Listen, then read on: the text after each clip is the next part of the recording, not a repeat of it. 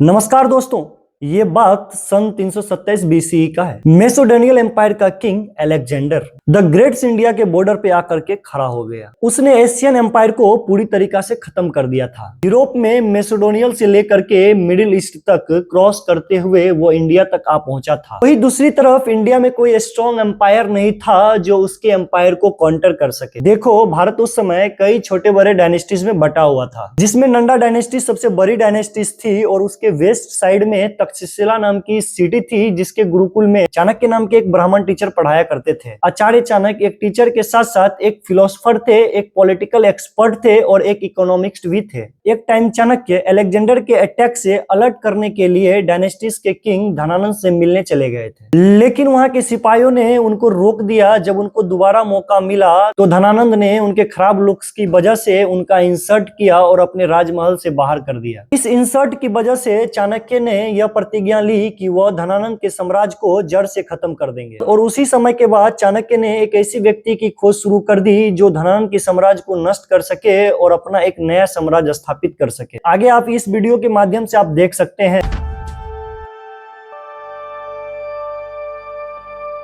एक दिन चंद्रगुप्त मौर्य ऐसे ही किसी काम से बाहर जा रहे थे तो उन्होंने देखा कि बहुत सारे बच्चे राजा चोर सिपाही का खेल खेल रहे थे, जिसमें एक बच्चा राजा बना था। उसका नाम था चंद्रगुप्त। और उस बच्चे में देखते ही चाणक्य ये समझ गया था कि इस बच्चा में राजा बनने की क्वालिटीज है। तब उन्होंने चंद्रगुप्त मौर्य के बारे में बहुत कुछ पता लगाया और उसके बाद उनको ये पता चला कि एक्चुअली में चंद्रगुप्त मौर्य एक क्षत्रिय है, लेकिन कई लड़ाइयों के दौरान उनके पिताजी का मृत्यु हो गया था और उनके बाद उनकी माता जो है इनके पालन पोषण करने के लिए कहीं और छोड़ आए थे। फिर बाद में एक शिकारी ने उनको पकड़ा और उन्हें पाल पोस कर बड़ा किया। चाणक्य ने उस शिकारी को 1000 सोने की मोहरे दिए और चंद्रगुप्त को अपने साथ ले गए। अब अलेक्जेंडर उस टाइम गांधार को कैप्चर कर चुके थे, तक्षशिला को भी अपने अंपायर में एब्जॉर्ब कर लिया था, झेलम नदी को क्रॉस करते हुए आगे की ओर बढ़ रहा था। तो साल 326 में वहीं के हिंदू राजा पोरस से उनकी लड़ाई हो जाती है, जिसे टी बैटल हेड स्पेस कहा जाता है। और इस लड़ाई में पोरस की हार हो जाती है। फिर बाद में अलेक्जेंडर ने उनकी बहादुरी देखते हुए उनकी सिंहासन वापस लौटा दिया।